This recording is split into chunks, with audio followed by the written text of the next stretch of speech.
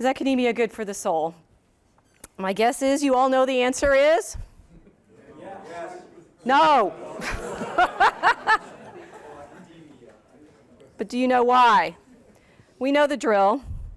Academia has been corrupted by generations of scholarship, more focused on tearing down Western civilization than celebrating its triumphs. Are we even allowed to suggest that Western civilization had triumphs? Au contraire. Merely to use the word triumph is to fall into the trap. How dare we claim that Western civilization was founded on anything good, beautiful, or true? How dare we claim that the tradition we value is worth preserving for its beauty, goodness, and truthfulness? Can we even speak of the good, the true, and the beautiful anymore without using air quotes and making abject apologies for speaking in universal terms? It's ridiculous, yet here we are. The purpose of academia has been utterly corrupted, and we are up against the wall with no hope in sight. Our colleagues shame us for making statements about the goodness of God, if he exists, or the truth of the moral law, or the beauty of marriage and the procreation of children. We find ourselves speaking in whispers about grammar and logic, lest we be accused of being white supremacists. We have lost the ability to explain what makes a poem beautiful or how to make a persuasive speech, even as we are surrounded daily by propaganda designed to persuade us to vice. Do you want to talk dirty in the classroom about your sexual desires? No problem. If that is, you don't believe in marriage for the sake of having children. Do you want to talk about what it means to have faith in God? Shame on you, unless you insist that it makes no difference what God people believe in, as long as you believe in evolution by natural selection. Otherwise, you are to be ridiculed and shamed again. How did we get to this state? Culprits are easy to name. It's the feminists. It's the postmodernists. It's the cultural Marxists. It's the Marxists. It's the progressive liberals. It's the liberals. It's the Enlightenment. Oh, wait. Was I not supposed to go there? Aren't we supposed to celebrate the Enlightenment for its ideals of freedom of speech and religious tolerance? Isn't that why we are all here? Well, you see, that's the problem. It is why we are here, but not for the reasons you might think. My personal bête noire is Voltaire, followed closely by Edward Gibbon. You all know what Voltaire said about Christianity, right? Our religion, he wrote to Frederick II, King of Prussia in 1767, is assuredly the most ridiculous, the most absurd, the most bloody religion which has ever infected this world. Your Majesty will do the human race an eternal service by extirpating this infamous superstition. I do not say among the rabble, who are not worthy of being enlightened and who are apt for every yoke. I say among honest people, among men who think, among those who wish to think. My one regret in dying is that I cannot aid you in this noble enterprise, the finest and most respectable which the human mind can point out. Too much? Gibbon was equally scathing in his decline and fall of the Roman Empire with somewhat different emphases. As the happiness of a future life is the great object of religion, of Christianity, not all religions, including ancient paganism, but Gibbon doesn't specify, so religion here stand in for Christianity. We may hear without surprise or scandal that the introduction, or at least the abuse of Christianity, had some influence on the decline and fall of the Roman Empire. The clergy successfully preached the doctrines of patience and pusillanimity. The active virtues of society were discouraged, and the last remains of military spirit were buried in the cloister. The bishops from 1800 pulpits, I don't know how he counted, but anyway, inculcated the duty of passive obedience to a lawful and orthodox sovereign. Their frequent assemblies and perpetual correspondence maintained the communion of distant churches, and the benevolent temper of the gospel was strengthened, though confirmed, by the spiritual alliance of the Catholics. Can you parse what Voltaire and Gibbon are saying? It's anti-intellectual to acknowledge Christ. Only the rabble are suited to its yoke. Christianity preaches patience and obedience to the law while enabling networks of communication. Oh dear. Christianity is violent because it buries the military spirit in the cloister. No wonder the enlightened philosophers like Voltaire and Gibbon called for free thinking and freedom of speech. How else could such incoherence find an audience among women, honest women and men? Except, of course, it did up to the present day, where it has become a kind of secular creed. Here it is in one of its most recently celebrated articulations. I will let you guess who the author is. I'll be interested if anybody does. By sanctifying cruelty through focus on the crucifixion, early Christianity set a precedent for more than a millennium of systematic torture in Christian Europe. Institutionalized torture in Christendom was not just an unthinking habit, it had a moral rationale. If you really believe that failing to accept Jesus as one's Savior is a ticket to fiery damnation, then torturing a person until he acknowledges this truth is doing him the biggest favor of his life. Better a few hours now than an eternity later. And silencing him before he can corrupt others or making an example of him to deter the rest is a responsible public health measure. He's being sarcastic there, obviously. Once again, the point of this discussion is not to accuse Christians of endorsing torture. I'm not saying Christianity is responsible for this. Of course, most devout Christians today are thoroughly tolerant and humane people. Even those who thunder from televised pulpits do not call for burning heretics or hoisting Jews on the strappado. The question is why they don't, given that their beliefs imply it would serve the greater good. And do you wonder that Christians in academia have a hard time speaking up? We all know what self-professed secular humanists like Harvard professor of psychology Steven Pinker think of us, however much he protests to the contrary. We all know, we Christians, that simply to affirm our faith in our Lord Jesus Christ as the way, the truth, and the life is to find ourselves lumped with the superstitious rabble whom Voltaire dismissed as unworthy of enlightenment. We all know that with the next breath, Professor Pinker will be claiming, as he does in Enlightenment Now, The Case for Reason, Science, Humanism, and Progress, published in 2018, that, quote, it is absurd to seek a foundation for morality in the institutions that brought us the Crusades, the Inquisition, the witch hunts, and the European wars of religion.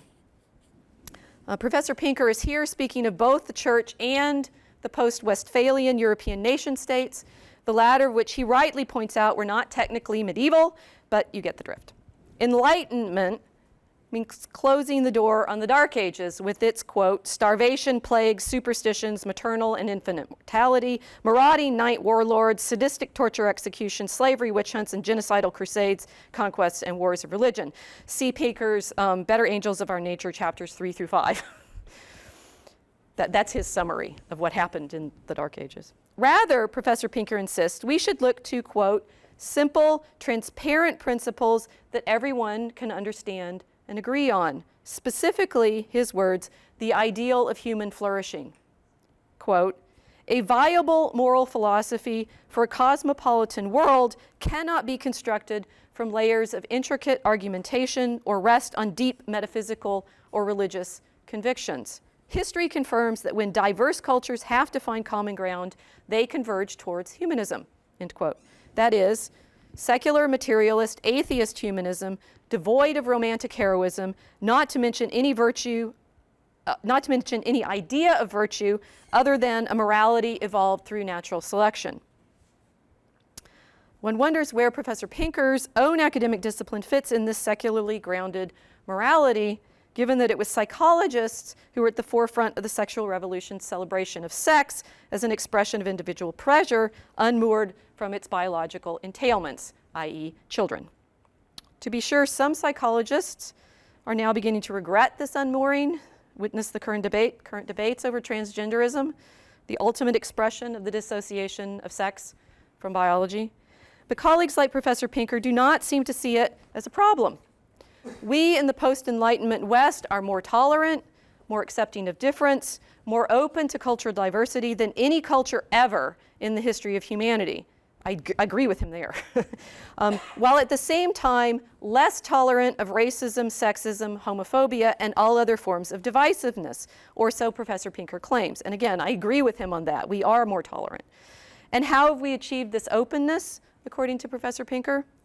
By acknowledging that human beings do not have the very thing which psychology as a discipline was purportedly invented to study: souls.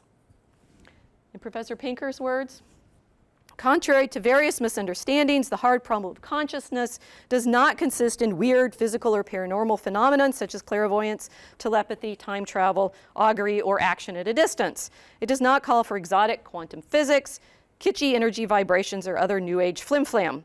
Most important for the present discussion, it does not implicate an immaterial soul. Nothing that we know about consciousness is inconsistent with the understanding that it depends entirely on neural activity. Our best science tells us that consciousness consists of a global workspace representing our current goals, memories, and surroundings, implemented in synchronized neural firing and frontoparietal circuitry. Whatever we make of the hard problem of consciousness, positing an immaterial soul is no help at all. In a word, we're meat puppets of a puppeteer that does not exist. There are many threats to the academy today. It is easy to name them.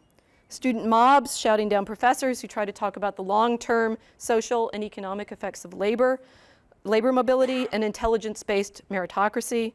I'm obviously thinking of Charles Murray. College administrators living in fear of being shamed for not being racially or sexually or theologically diverse enough in their admissions policies. I think we saw a little bit of that in Rick's case. Colleagues harassed and or fired for arguing against the prevailing orthodoxies championed by Professor Pinker as tolerant. But nothing will get you banished from the polite society of academia faster than insisting that perhaps, indeed, a little suffering is good for you, particularly if it affects your eternal soul. You're all very sober. Do you doubt me?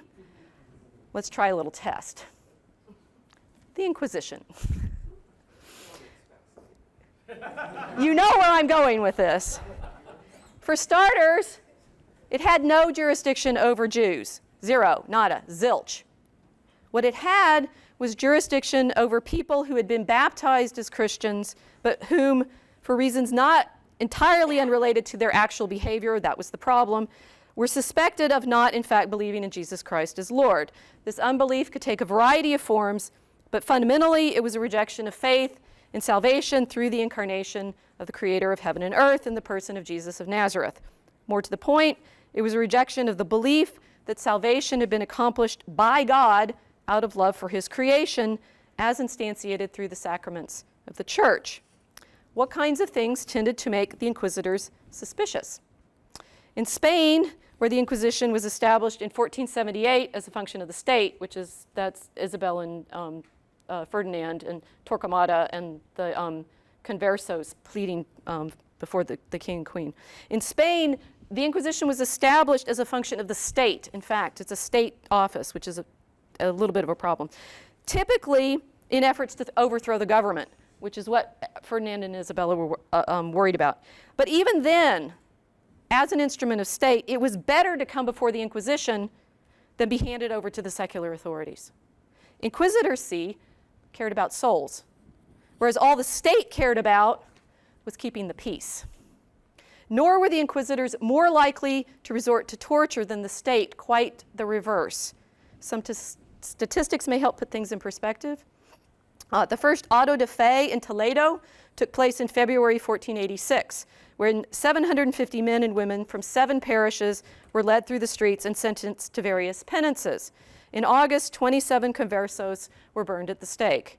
Between 1486 and 1490, 4,850 conversos were reconciled to the church, and 112 were burned at the stake. Respectively, 3.6 and 2.3% of those brought before the inquisitors were executed, while 96.4 and 97.7% were sent home. Of the 44,674 cases, And yes, we know because the Inquisition kept very good records. Of the 44,674 cases brought before the Spanish Inquisition between 1540 and 1700, according to the archives of the Kingdom of Aragon and Castile, only 826 people were executed, which amounts to 1.8% of those brought to trial.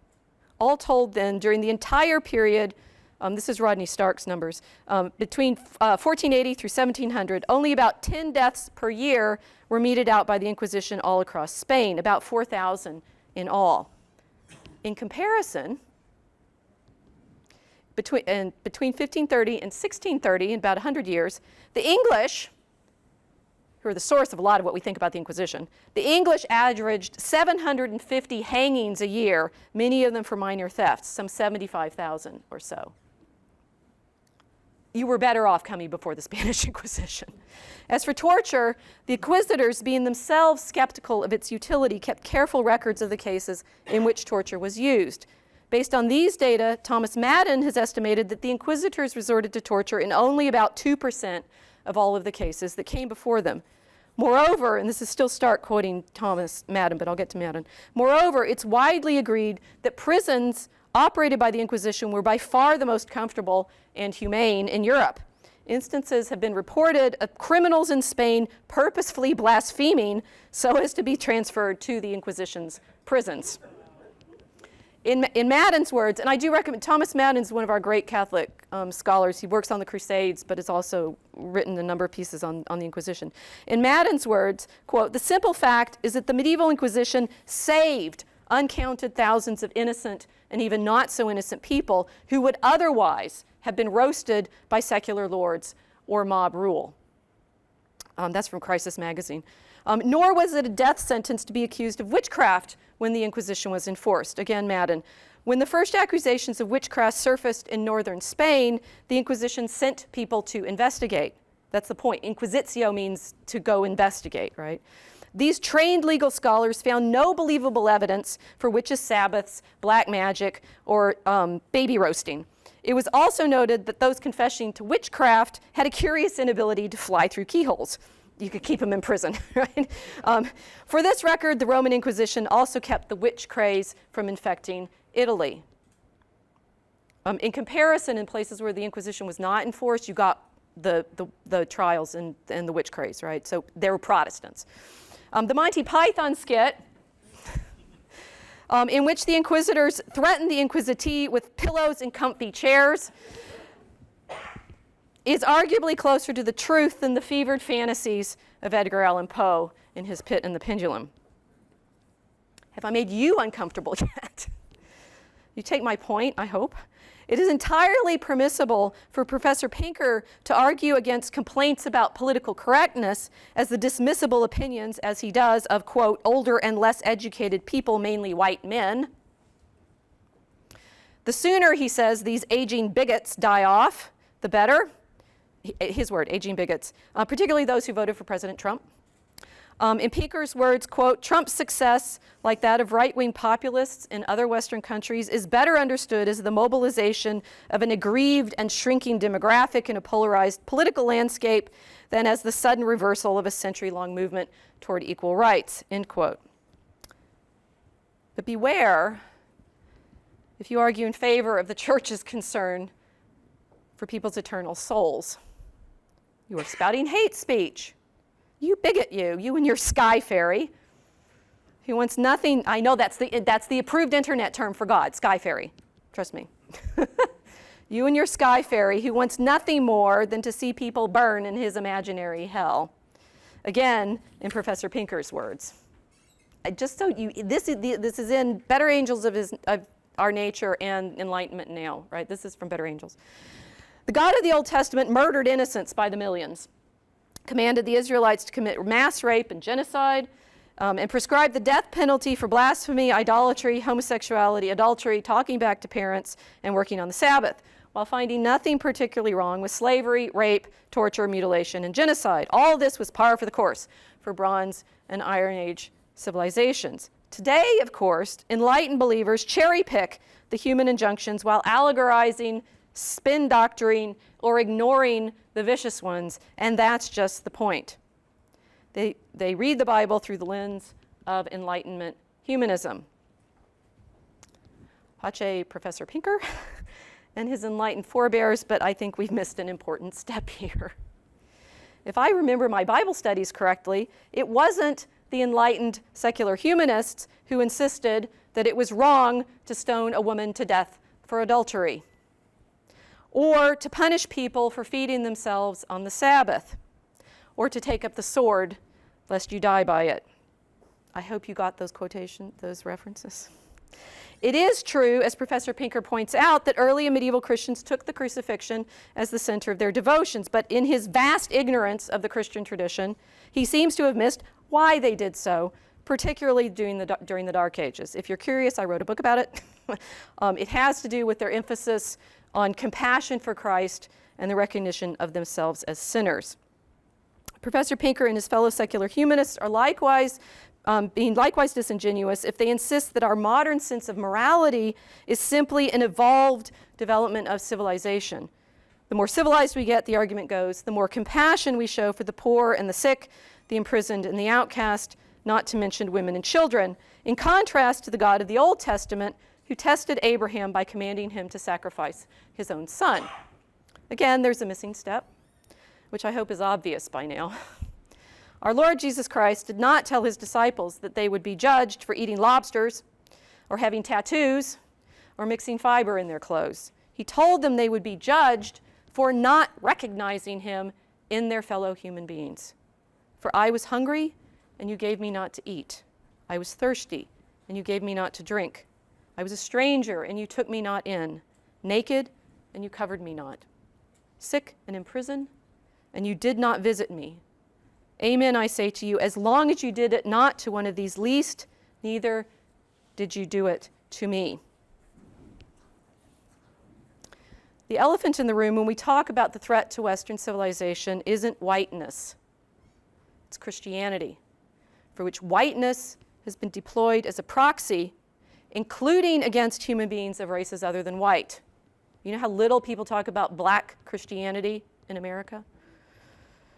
This is what the Apostle Paul told the Galatians when certain purported apostles came among them, insisting that to be Christian, they would have to be circumcised and keep the Mosaic law like those who knew themselves to be seeds of Abraham, of the seed of Abraham. No, for you are all the children of God by faith in Jesus, in Christ Jesus. For as many of you as have been baptized in Christ have put on Christ. There is neither Jew nor Greek, there is neither bond nor free, there is neither male nor female, for you are all one in Christ Jesus. And if you be Christ's, then you are the seed of Abraham, heirs according to the promise. In Christian terms, baptism supersedes not just class and gender, but also, and above all, race. Conversely, it's the denial of the efficacy of baptism that is the origin of genetic racism. This denial was likewise the direct cause of the need for the Spanish Inquisition, to search out those among the conversos who were Christians in faith, albeit Jewish in ancestry, so that they could live among their fellow Christians without suspicion of being Jews. Again, as we have said, the Inquisition had no jurisdiction over Jews who lived openly as Jews, only over those who've been baptized. This conflation of race and gender, our physical identity with religion, is, I would argue, the real basis for the crisis we are experiencing now. Back in February 2017, I wrote an article for the University of Chicago Divinity School Martin Marty Center for the Public Understanding of Religion, in which I argued that the crisis we are experiencing in American higher education is at root not political or economic or social or sexual, although at some level it's all of these things too, but religious. Tellingly, while this piece has received more hits than any other article published on the site, my colleagues in the Divinity School did not include it in their recent compilation volume of reflections on religion in public life. The single most hit piece in the entire history of that website is not in the book. They did include one of the 7 reflections written in response to my piece. In March 2017, 29 of my colleagues in the Divinity School published an open letter on the Divinity School webpage because they wanted to make clear that, quote, Professor Brown promulgates a view of religion and theology that is not widely represented among the Divinity School's diverse views. Parse that for a second. I know, I'm too diverse for their diversity. In one of the 7 responses, actually I got my slides slightly out of order. So there's 7 responses. Here's the letter, the statement, right? They wrote 7 responses to my blog post, and it's one of those that they put in the book. In one of the 7 responses to my article published at about the same time, one of my own departmental colleagues insisted that, quote, the hateful beliefs advanced by Rachel Fulton Brown are not the values of the history department, but solely her own. Her opinion on race, sex, gender, and faith is both so specious and so odious as not to be worth debating. Exercising my own right of freedom of speech, also as an individual faculty member in the history department, I repudiate her invective in its entirety. What had I said? If you've already read it, then maybe, to be fair. My article had been occasioned by the recent riot at Berkeley, which prevented my friend, Milo Yiannopoulos, from giving the concluding lecture, giving the concluding lectures for his Dangerous Faggot campus tour. But in my own defense, the editor of Sightings had requested the piece specifically as a reflection on what the response to Milo's tour said about religion on American college campuses. I wrote what I was asked to write. What did I see in the response to his tour?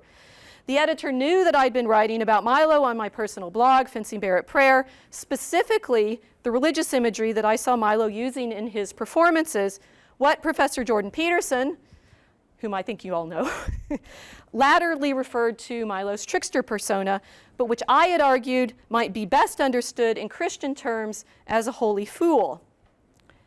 Well, I'd also compared Milo to the Kung Fu Panda, but somehow it was my comparison of Milo to Christ that got people's backs up. I have no idea why. You all know the story.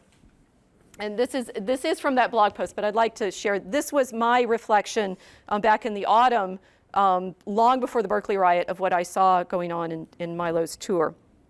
You all know the story. A young man of obscure birth and questionable parentage comes out of the countryside to the big city. He collects a following of other young men and even some women who see him as a good person despite his reputation as a libertine. He speaks plainly and gathers large crowds of simple people who look to him for help and credit him with freeing them from ailments that they'd suffered under for years. He causes a disruption in the city, shames the members of the establishment for their hypocrisy and greed, and bests even the most learned teachers in argument. He violates the most sacred taboos and is accused of blasphemy and corrupting the youth. He's accused by the leaders of his community of fomenting rebellion and of sympathies with the most dangerous elements of the society. Eventually, he's betrayed by one of his own followers, handed over to the authorities for questioning, tortured, mocked, and subjected to a cruel and unusual punishment without proper trial. And yet, even as he hangs dying on the cross, he forgives his persecutors, taking all of the hate and anger and envy and fear that they can throw at him and giving it back as love. No, this is still from the blog post. I am not saying that Milo is literally the Messiah, any more than Poe the Dragon Warrior is meant to be Christ and alter Aslan, as it were, although you have to admit the parallels are riveting. And footnote here, became even more so if you know I wrote this post in November 2016, before the riot, before everything. I don't know what my role in this really is. What I am saying, back to the blog post, is that I believe Milo when he says he is Christian, and that as a Christian he strives to model himself on Christ by standing up for the weak and those who are otherwise afraid, given our current intellectual, social, and political climate, to speak things that they actually believe for fear of losing their friends, their jobs, and their personal safety. If not, as in the case of some of our police officers of late, their lives. And then what follows is a list of some of the people that I heard at Milo's talks saying thank you to him for speaking. The women of all ages who would rather not shout their abortions because they see abortion as murder. The young men who have retreated into video games rather than risk being hounded off campus as rapists by women whom they have more or less awkwardly kissed. The working class people, black or white, who see a $15 hour minimum wage not as a guaranteed income, but as an insult to the skilled work they do. As one of my own neighbors, black neighbors, once forcefully put it, you think punching the pictures on a fast food checkout screen is worth $15 an hour? She was outraged, right? It's like, the professional women who would willingly accept lower earnings over their lifetime in order to stay home with their children. The women, lesbian or straight, who want to be able to arm themselves against potential attackers. The men, heterosexual or gay, who want to be able to arm themselves so as to protect their families and homes. The Christians, who worry what it means for their national culture no longer to be grounded in the story of sacrifice and love on which they have modeled their lives. This, as I see it, is what our media and establishment elites, the scribes and Pharisees of our day, find so infuriating and perplexing about Milo. He really is, as one journalist describes him, generous, flighty, given to making jokes and poor taste. But he is also, like our Lord, whom he professes to follow, willing to take on the world for the sake of the meek. If in doing so he infuriates the rule makers, those who would insist that it is wrong to pluck corn to eat, or to reach out in compassion to heal on the Sabbath, all the better. Like the muskox warrior Kai, who's the adversary of Poe, they can rage against him in fury, but he will return their envy with good humor and love. And please read the rest of the post. It's like the Kung Fu Panda was actually one of my strongest inspirations here, because the way Poe defeats the Dragon Warrior is taking all of the hate that the Dragon Warrior throws at him and literally sending it back to him as love. Okay, that's from the blog post. In my sightings article, I argued that the reason my fellow faculty members, as well as their students, were so scared of Milo was because he brought the religious underpinnings of the cultural debate out in the open. I quoted there from a talk that he had given in December 2016 on why the Catholic Church is right about everything, on which I had helped him. And because, thanks to the self-secularization of the American Academy since the late 19th century, they had no practice taking on such theological debates. I thought I was making an argument that, at the very least, my colleagues in the divinity school would welcome, quote, and this is from the Sightings article, the violent response to Milo's tour of our college campuses, culminating in the riot at Berkeley, is evidence of a deep crisis in religious thinking. If students cannot practice these difficult conversations in school, there is nothing to stop them spilling into the streets, end quote. How wrong I was. My Chicago colleagues, although acknowledging that I had the right as a fellow faculty member to speak, insisted that what I had said put our students in danger precisely because Milo argues from a particular position of faith. In their words, quote, and this was from the letter that the Divinity School signed against me, while the University of Chicago Divinity School welcomes and supports a wide range of political and religious perspectives, the space for disagreement that such a range opens up is undergirded by our shared commitment to create a climate in which the defense of our own perspectives is accompanied by a receptive disposition towards others, end quote. They failed to prove that I don't have that, but never mind. My departmental colleague was less circumspect, and this was Professor Stanley from the previous one of the responses to the Sightings piece. Quote, passages in Fulton Brown's piece seem to indicate that she perceives the classroom as a place for conversion of students to Christian religious faith, and the professor as a missionary seeking to advance a religious project. The minds of students should be filled with Christian religion to counter dangerous secular ideas. That false proposition hardly counts as opinion based on scholarly research, end quote. Read, faith in Christ has no place in academia except as a position to be challenged as superstitious and false. Voltaire wins. No thinking man or woman, not even my colleagues in the divinity school. I am in history, so this was ironic on all sorts of levels, would dare to talk about the incarnation of Christ as the hinge upon which the history of human civilization turns in truth.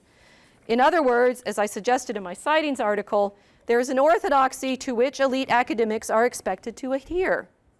Multiculturalism, race, class, and gender as the primary analytical markers of being human, the purportedly secular ideals of socialism and Marxism, as in fact my colleagues' responses to my argument bore out. The one point that they made, which I acknowledge is a touch against me, being a fencer, was in answering my claim that universities are the place where we ought to be practicing such difficult debates about faith. They have persuaded me I was wrong. There is no place in the contemporary academy for anything other than the most materialist understanding of what it means to be human, unless, that is, you happen not to be Christian, in which case, I'm guessing here, based on the Divinity School's response, you're allowed to hold your superstitious beliefs in the will of God as long as they don't get in the way of your service of mammon. One of the responses to me was, she's wrong, the university is in fact very corporate. I do grant that, right? Maybe that's part of the problem, right? I definitely missed that. The question is whether it matters that the academy has no place for the soul. I think you know that by now as a Christian, I think it should. More to the point, as a Christian, I think that without a place for the soul, it is evil. Yes, I said that, evil. There are, as Augustine put it, only two choices. Either we live for the sake of the kingdom of God, serving God out of love and gratitude for creating us in his image and likeness, or we live for the sake of the world, serving ourselves for the sake of dominion over each other and over the earth. According to the academy, however, only one of these choices is real. In Professor Pinker's words, quote, like the phenomenon of physics, the phenomenon of consciousness look exactly as you would expect if the laws of nature applied without regard to human welfare. Read, we're billiard balls subject to gravity and inertia, right? Still Pinker. If we want to enhance that welfare, we have to figure out how to do it ourselves. Read, we will be like gods. I am certain I have heard that somewhere before. The devil loves nothing more than the thought that we believe ourselves to be nothing but puppets of matter, driven by instinct to give into our passions. What do you think contraception is for? That was one of Milo's talks. It was, in fact, the last one that he gave before the riot at Berkeley. It was called No More Dead Babies. That riot at Berkeley that prevented Milo from speaking, what a coincidence that only 2 days before Berkeley he'd given a talk, what turned out to be the last he would give on his tour at Cal Poly, entitled No More Dead Babies, in which he argued more vigorously than even most Catholic priests against abortion. Everything in the modern academy is premised on the conviction that there are no significant differences between women and men, meaning no significance to our existence as sexual beings, any more than there are significant differences between cultures, actually religions, or races, while at the same time we are meant to believe, as Professor Pinker would have it, that there's only one permissible philosophy by which we should live. And he's quite fixed on that, right? There's one. It's the Enlightenment, secular materialist credo that he writes about in his book. Where those of us who argue against this materialist philosophy get it wrong is in thinking we are confronting a new philosophy, whether in its postmodernist, nihilistic, socialist form, or in its classical liberal utilitarian form. The temptations we face are the same ones with which the devil tempted Christ in the desert. Material comfort, you can turn these stones into bread. Social acceptance, the angels will catch you. And dominion over all you survey. All we have to do, or so the tempter insists, is worship him rather than the creator of heaven and earth. Are we so sure that this is a bargain we want to make?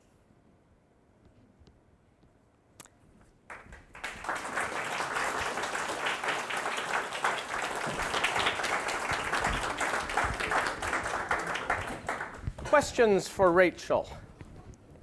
I will be deeply disappointed if there aren't any. No questions for Rachel. Stephen.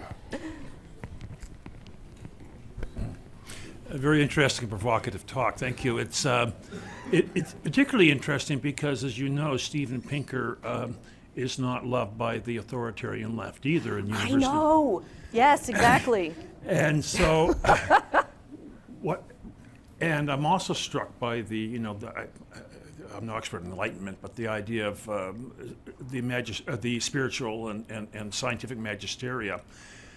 How you see those separated? Because the Enlightenment in some ways push for a strict distinction between those two things. But yet in Canada today, we are being asked to incorporate Indigenous ways of knowing in the classroom, which certainly involves a lot of spiritual or supernatural beliefs. So it seems like there's almost 3 steps here. Yep. So in the large argument, I say, so on my blog there's arguments about a lot of these things, and one of the strong arguments I've made is that the ideals by which we are in fact trying to live in diversity, inclusion, and equity are Christian ideals fundamentally, right? And in my department there was about the time I was writing all of the Milo posts that year, they were debating a diversity initiative, right? It's sort of a diversity inclusion initiative for our own hiring, and I came back on campus and we were debating it in the faculty meeting, and they expected me to be against it, right? They expected me, based on what they thought they knew about Milo and what they thought what Amy said that they thought I said, that I would be against this. And I read it and I said, well, you talk about race and gender, where's class? Right? Why haven't you actually acknowledged that one of the things that we need to be including is diversity of, social economic background, which they put in, but in a kind of interesting way. And then I said, sure, I'll sign it. Do you know why? And the blog post on that one is called The Niceness Cosmopolitan Creed, which is a pun on the Nicene Constantinopolitan Creed. That the ideal of diversity inclusion is Pentecost. Right, and I keep saying that grounded in the debates that we're having are fundamental ideals that come out of the deep Christian tradition of Western civilization, including the sense that you do not judge people on the basis of race, class, or gender for their inclusion in the church, right? And to answer to your Indigenous peoples question, that includes the way in which you address people in the process of conversion, right? That you are the post that's up, and I think I showed a screen cap of it last night, the God-ridden bigotry of the globalist monomyth, is answering to Joseph Campbell's monomyth idea that we want to see the same story across all human traditions. Again, that's a Christian missionary position, right? Sorry, whoops. That's a if anybody even gets that joke anymore, that is a practice of hearing the other so as to meet them in their own language. You write dictionaries, translate scriptures, understand their traditions so that you can speak to them from their position first, and then obviously in the missionary context bring them to Christ. But you do that by acknowledging the truth in there. And what we've done is, in the West, take that ideal of hearing other cultures, listening to other cultures, being receptive to other cultures, and forgotten that there was a why to it, and I think that's to me why we're in this religious crisis. We have no capacity for making any judgment about what's true, right? On what basis will you decide? On what basis can you judge? And that's why I still think it's a fundamentally theological problem. Right now, as a Christian, I'm going to make my argument as a Christian, right? But the basis of what I was saying, it was wrong of Amy to say I was trying to argue for conversion. I was simply arguing for clarity of the stakes in the debate. And your example is a very good one, that the stakes are our capacity to talk to anybody. Henry. Yeah, just a quick historical question. You mentioned the Inquisition did not have rule over Jews, but what led to the expulsion of the Jews in Spain? I thought it was the Inquisition. She may have specifics, but the Inquisition is established because there's so much tension over the conversos, and the expulsion is saying, we can't sustain this as a state. It was a state decision to expel the Jews, right? The Inquisition, and that's why these two things get conflated by the Protestant black legend, right? And of course, Anglophone scholarship carries that. It's the same reason that we believe that the conquistadores have no concern for the conversion of the native peoples in the Americas, right? Contra to Bartolomé de las Casas's strong arguments in favor of recognizing the humanity of the Aztec and the Incas, even as they're practicing cannibalism and human sacrifice. He's saying that's the most rational position you have. That much of what we struggle with in Anglophone scholarship is the Protestant background of the English. Just think the Spanish Armada and all of the propaganda that has to be in place to make sure that the English know that that Spain was their true enemy. And it plays out in American scholarship similarly in the way in which those institutions are described. So they're ancient enemies that have nothing to do with they're within Christianity, Protestants versus Catholics, but they're more, the great empires of England and Spain bad talking each other. I don't know as much about what the Spanish say about the English, but much of what we have in the Black Legend, including this idea that the Spanish never cared to convert anybody, comes out of that Dutch, but also Dutch and English historiography. So the institution, the history of the institution is complicated by our own perception of it. So you're saying it was the monarchy that expelled, the monarchy rather that than the expels. Inquisition.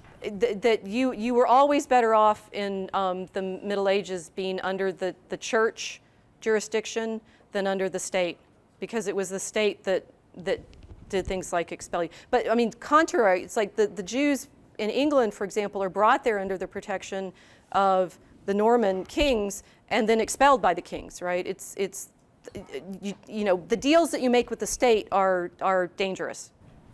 David. They are. Don't expect this. This is what, as a Christian perspective, say, my kingdom is not of this world. You're going to trust the state? Be careful about that.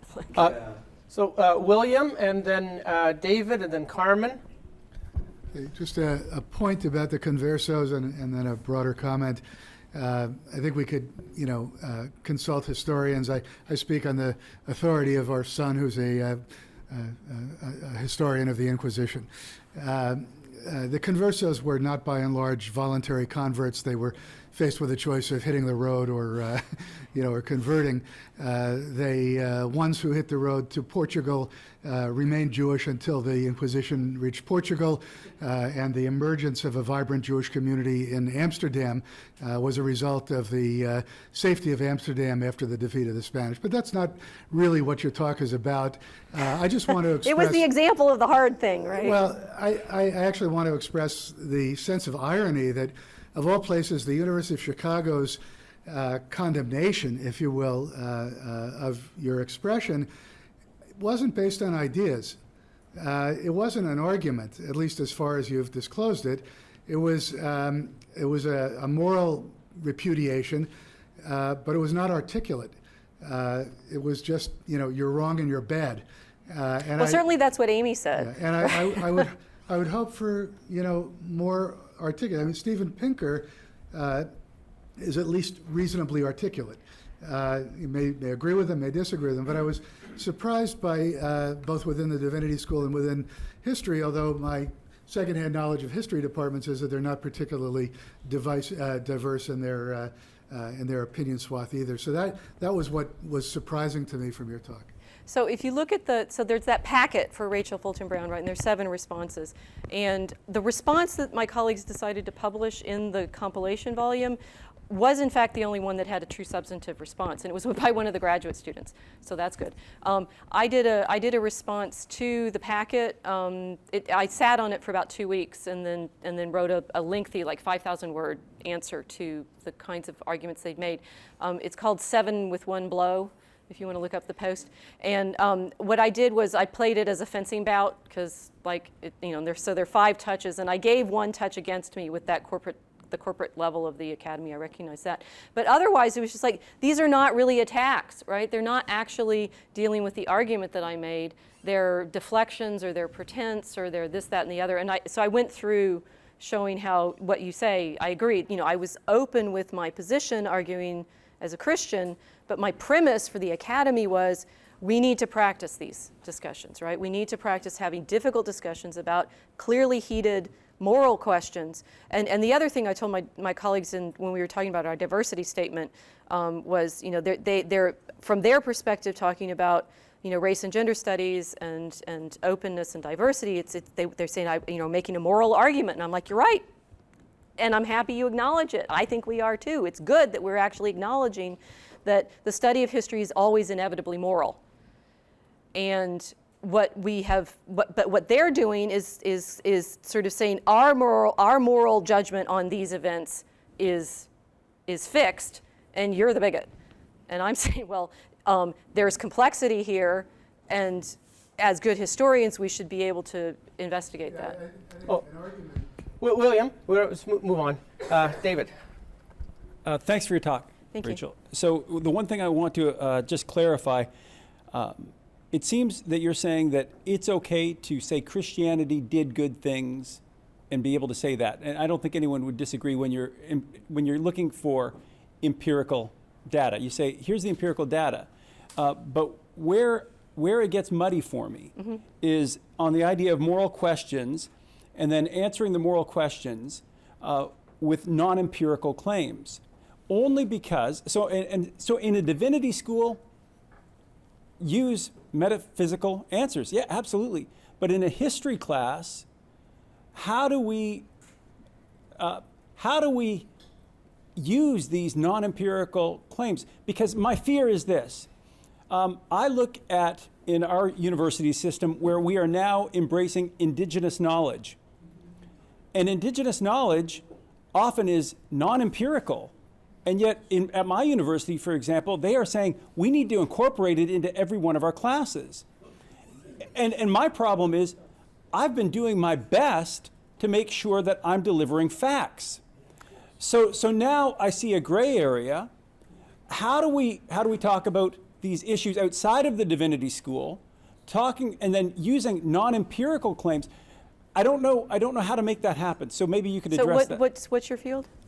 Well, in this case, I'm a sociologist of religion. Okay. So when I'm teaching in that regard, I out myself as a person of faith. Okay. I use that term, out myself. Good. But I do it as an inoculant for my students so that they know, here's my perspective, which I'm not going to be telling you about the non-empirical stuff. We're only going to talk about the human side. We're only going to talk about the empirical side. Okay. Because that's the rules I want everybody else to follow. So how do you negotiate that? Okay, so that's perfect, right? Because that is the methodology that I spent the last 10, 15 years trying to develop in order to write the book that I just published. And some of the reason I know about Pinker is to prep for this project, I had a fellowship from the Mellon Foundation. They call it New Directions, right? And the fellowship gave me an opportunity to spend a year studying psychology, and sort of wanting to go somewhere with, that kind of, I guess, scientific or empirical study in order to deal with questions of faith or something like that. And what I came out with after my year in psychology classes back in 2004 was, I'm a historian.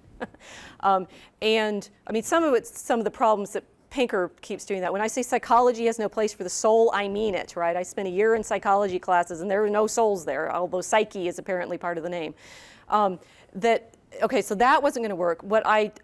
For me, it's largely a rhetorical problem, but it's also a problem of empathy, right? Okay, I would ask you all to raise your hands who's Christian in this room, but I won't. That I'd say even when I'm talking to Christians, I'm often talking to people that don't know medieval Christianity, right? Or don't really see themselves as Christians in the way in which I'm trying to show them from the Middle Ages. Or if you're not Christian and I'm trying to get you to see what Christians say they see, how am I going to do it? And there's a lot of, I did a course I called Spiritual Exercise History in Text, what do we call it? It's 2006. And we went through a number of different texts like the Bhagavad Gita, the Benedictine Rule, Pilgrim's Progress, some Hasidic poetry, which was really beautiful, some Eastern Orthodox, the Philokalia, and a variety of things. And we read the text, and then I try to come up with some kind of analogy for practicing, right? So when we read the Patanjali's Yoga Sutras, they had to do a body exercise of walking and then write a meditation on it. When we did Pilgrim's Progress, we did this mask exercise, which was really intense. I got it from a book on improv theater, right, where you put on this mask, see yourself in a mirror briefly, and then the mask takes over. It's like, talk about indigenous practices, right? It's like there's religious rituals around the world that involve costume, and some of that is what I saw Milo doing, right? It's like you put on this costume and character, the trickster element, to draw out those spiritual truths. So that in the classroom, what we're doing is and I think we do this when we read a great work of literature, right? We're trying to show the students how to read it, get inside that story, imagine yourself into the characters. You can do that with other, non-empirical traditions. You're trying to get them to see the world from that perspective. And as far as I'm concerned, I think that's an appropriate exercise for within the academy, because you're framing it as a particular kind of intellectual investigation. But that you need to do it with particular kinds of sensitivity to the fact that maybe those practices that you're trying to introduce people have real effects. And as a Christian, I might be worried. It's like if you have them take psychedelic drugs and they have this like mind-blowing experience, have you had a mind-blowing spiritual experience, or have you invited the demons in? So in some of the practices I did, I said, I'm not going to have you do this. The example I had in the spiritual exercises was the hesychasts from the Eastern Orthodox tradition, who, by way of this breath control that they do, this is the 14th century, induce the vision of Jesus transfigured on the mountain of Tabor, right? And their critics in the 14th century says, no, that's just you creating this physical response. It's not real. That's where navel gazing comes from, because it was a naval practice. The hesychast said, well, don't do this without proper instruction, because if you are doing it all by yourself and you don't have proper protection and discipline, the demons will get you. So one way or the other, these are dangerous, right? And so you want to, as an academic interested in understanding that element of human experience, understand when analogy works and when what practice can show. Obviously, I had a long conversation with Tanya Lerman about this when she was working on her book on the evangelicals. We disagreed in terms of method, right? But I would say it's a lot of that is the kinds of things that I have actually brought into the classroom, which I was sorry my colleague Amy didn't know about, because I had been telling her about them. Carmen, William, and Joanna are next on the list. Okay. Hi there. I'm worried about the way that history, especially the history of Western civilization, is being taught in schools, in academia, etc. It seems to me that it is now the more enlightened or intellectual approach to focus only on the black spots of Western European Christian history, as though that alone, by cherry-picking those alone, it gives a broader picture of the genocidal, colonial, etc. West. And so, of course, the Spanish Inquisition and the Crusades come about, and of course slavery as well. And Stephen Pinker, whom I love, you did give a problematic quote there, where in the beginning, where he says something about the God of the Old Testament, who has more of a problem of someone breaking the Sabbath than he does, regarding slavery. Yeah, but that's kind of why Jesus got killed. But Yeah, right. But then, what about the history of the abolition of slavery, which is not being taught? Right. This was entirely a Christian movement. Yes. Every single one of the abolitionists was Christian, not just Christian by identity, because everybody was Christian at the time, but Christian in argument. Yes. William Wilberforce. Yes. Used Christian arguments in Parliament, in British Parliament, to end the entire slave trade and to then end slavery itself, and use also Christian arguments to argue for animal rights and for better conditions in factories and better education for children, etc. So we tend to, and of course, Stephen Pinker would not admit that part of the Enlightenment was also the Reign of Terror, or at least he would not admit that the Reign of Terror of the French Revolution was also part, an extension of that. Right. Rather, colonialism and slavery and all the evils in the world were an extension of the Christian, colonial, evil, Western civilization. If you try to do some comparison of the great civilizations out there historically and the history of slavery itself, because the Eastern slave trade, for instance, predated the transatlantic slave trade by 700 years and enslaved more people from Africa and even white people from Europe than ever the transatlantic slave trade. But most people don't know that, because we don't teach that in school or in college, because it is more virtuous, it is more enlightened, it is more intellectual to focus only on the evils of the Western colonial civilization, the Christian civilization, than any other civilization that existed throughout history. Yes. And so I teach in at Chicago, we have courses in civilization. They're one of the core requirements that our students have to take. And the course was originally the history of Western civilization. We had a big debate. The last time I was in the media was 2002 when we changed the title, right, to history of European civilization. At that time, I also got described as the enemy when I was in fact the savior, but whatever. That we teach it through primary sources and sort of close reading. So my answer methodologically for teaching is always teach the primary sources, right? You're teaching whatever the period is you're doing, you need to learn how to read those primary sources. But then what I try to do, and as we're reading through this, just one, so that they're practicing that empathy, they're practicing getting into the view of what it is the text is trying to show them. One of the texts we use is Las Casas, either in Defense of the Indians or A Brief History of the Indies. And it's Las Casas's critique of, he's saying in the Brief History, it's written to Charles and Philip saying, "You're king, these atrocities are going on in your name. Why aren't you doing something about it?" And so I show the students that, and I say, "So you all agree with Las Casas, right? What this stuff is happening is terrible." And they're all going, "Oh, yeah, it's horrible." And I'd say, "Why? Why do you agree with him?" And they're like, "Huh? What kind of question is that?" And I'm like, the major thing that we need to start reiterating is the Western Christian tradition's capacity for self-critique, which is how we ended up in this situation in the first place. We care about making sure that the Crusades were a just war, because if not, they're sinful, right? We care, and I do a course on war in the Middle Ages where we talk about just war theory and that problem, right? We care about the fact that slavery was ever a thing because we think it's hateful and awful. We care about whether or not those Jews were forced to convert or not, because in proper Christian understanding, forced conversion is impossible. It's not conversion if you were and Alcuin, back in the Dark Ages, tells Charlemagne that specifically when he wants to conquer the Avars and do it by way of, herding them into rivers and saying, confess Christ. And Alcuin saying that doesn't work, right? Our entire education system is premised on argument and persuasion, and that it's very interesting that it's basically the tradition turning on itself is what we're dealing with. William. Getting back to the thesis, it's rich that you were condemned for proselytizing for Christianity in the university now when I'm glad you noticed. a huge proportion of instructors now are activists, and I subscribe to James Lindsay and Peter Boghossian's argument that social justice is essentially a religion based on a faith in an invisible force, patriarchy, or the oppression of the white supremacist. A church is the protest. I'm just wondering what you think about that analogy and their argument. It's a heresy. It's a Christian heresy. No, I think that's what it is. I think Marxism is too.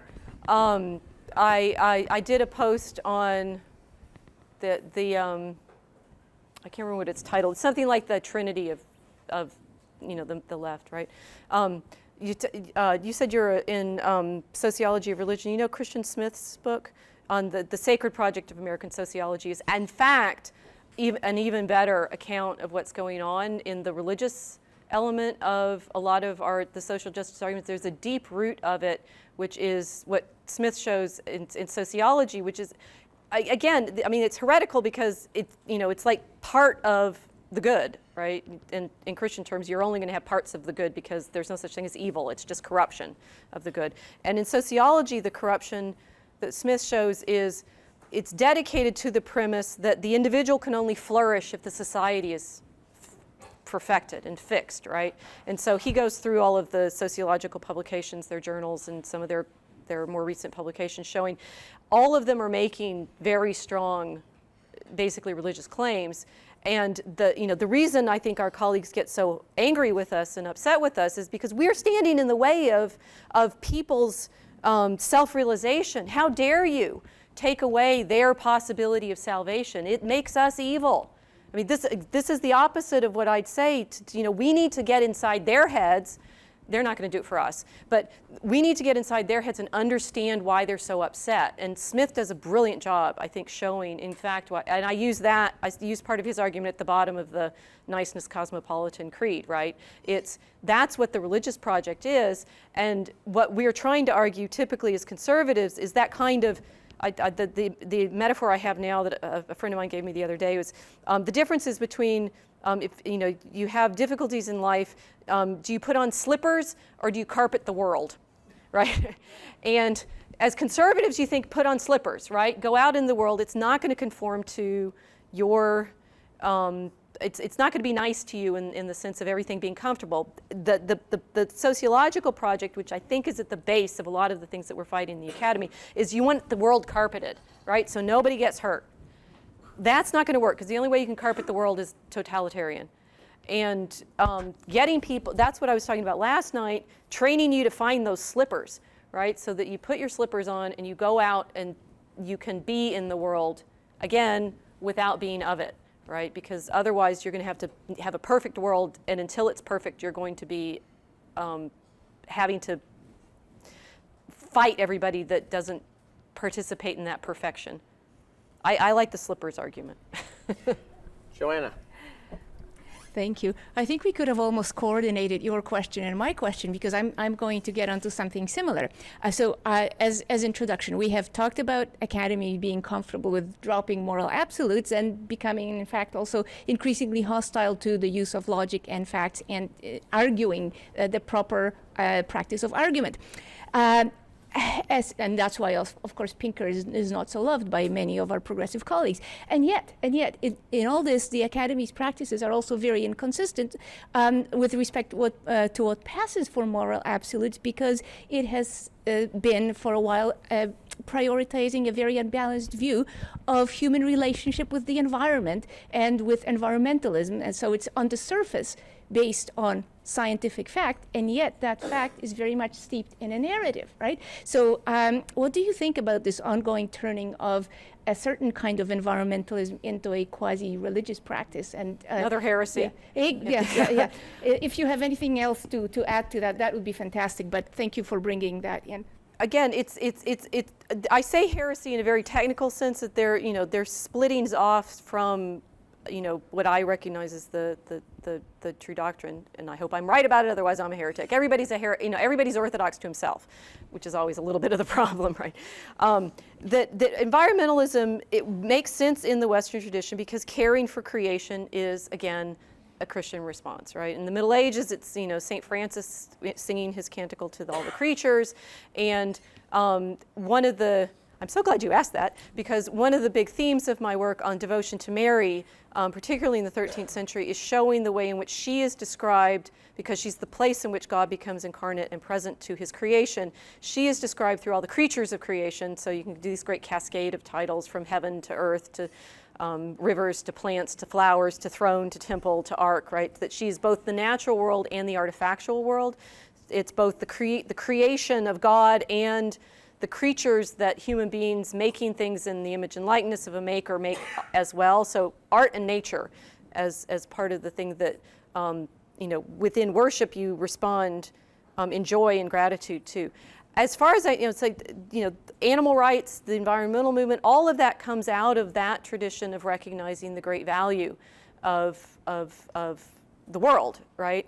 And I had a funny argument once with a colleague who was saying something to me about, species are becoming extinct. And I'm like, well, actually, if you know how many species apparently there have been in the history of the world, most of them are extinct, right? The reason that, and she's like, but isn't it awful they're becoming extinct? And there's the valuing problem, right? Who cares? We do, right? It's a human valuing on the great mammals, right? Or it's a human valuing on the ideal of the wilderness that develops in the Romantic 19th century. Or it's our perspective in which the environment matters. And you could say, well, that's because I don't know whether the environmentalists are always in favor of humanity, because they say like we're a cancer, an invasive species, right? Which we are, kind of, right? It's like look how we flourish outside of Africa, whereas in Africa there's all the diseases that kill people, right? We're out of our native habitat, apparently, and so the diseases didn't find us yet. It's a human perspective to care, right? And again, so embrace it, right? There's a positive element in their caring, and that's okay, that's good. but turn it around to say, look, but you care because you're looking at it from a human perspective. My discipline is philosophy, and my goal as a researcher and then as a teacher, my goal as a researcher is try to understand things as they are, for the sake of having that understanding, maybe not to apply it to anything, just to have it, but also because I enjoy the processes of coming to that understanding. So I want to understand things as they are, and what I want as a teacher is to try to help my students to come to be able to investigate things and enjoy the investigation and understand things as they are. Now, I don't see that I need to believe that there's a moral center or to be a person of faith in order to engage in research in this way or in teaching. Philosophy, I think, is agonistic and ludic. Ludic, agonistic. We're disputatious. We throw theses on the board and we say, well, what are the reasons for thinking this is true? What are the reasons for thinking that's false? We don't care whether anybody believes it. And we do it just, our passion is in the enjoyment of the understanding and the enjoyment of doing.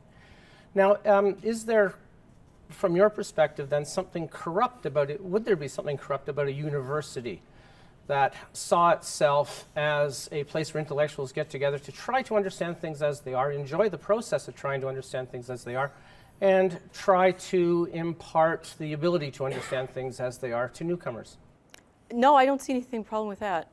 I mean, what you're describing is the way I would think of mathematics, right? It's there's there's an intellectual practice of constructing understanding, constructing proof. Obviously, it's like, I like that you say it's agonistic and ludic, right? You're testing yourself. It's like saying whether or not sports has a morality, right?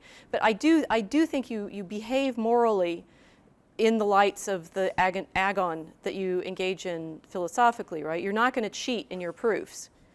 So I would find the morality in your commitment to the discipline.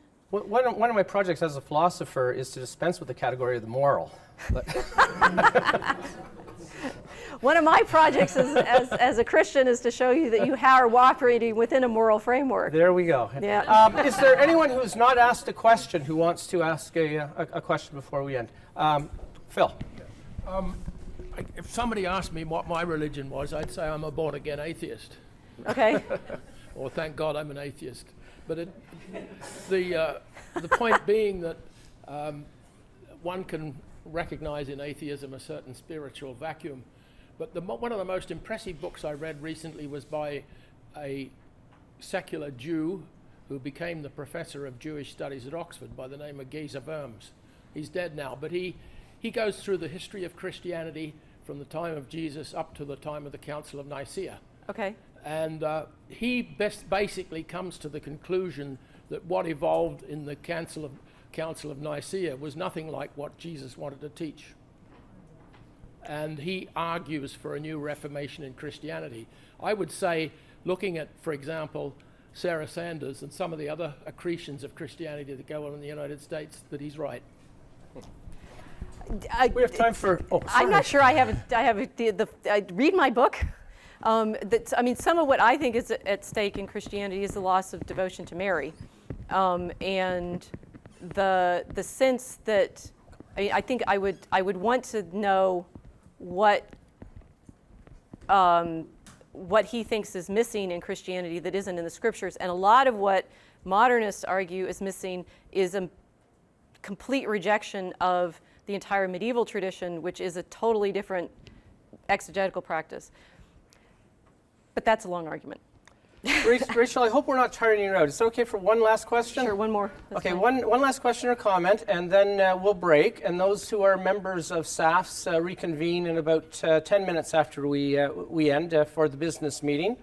And then we'll make our way to Beer Town eventually. But last question. So I actually want to help address your question.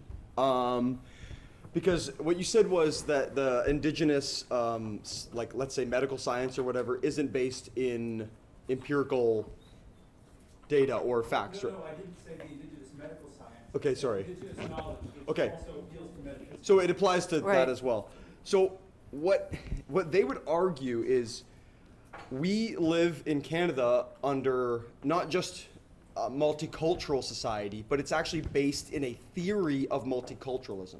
And part of the argument that underpins the theory of multiculturalism is that things that are your culture, that affect your emotions, that is part of reality. So telling someone that their indigenous belief isn't true affects them personally on a sort of psychological level. That's true, that is reality. And therefore, we promote, basically we argue that there are group rights and things like that because they protect the sort of psychological basis of, do you understand what I'm kind of getting at? So even though there's no science that undergirds the indigenous knowledge, there is science that undergirds the idea that by telling individuals that indigenous knowledge isn't true, you're hurting their feelings. It's part of... I'm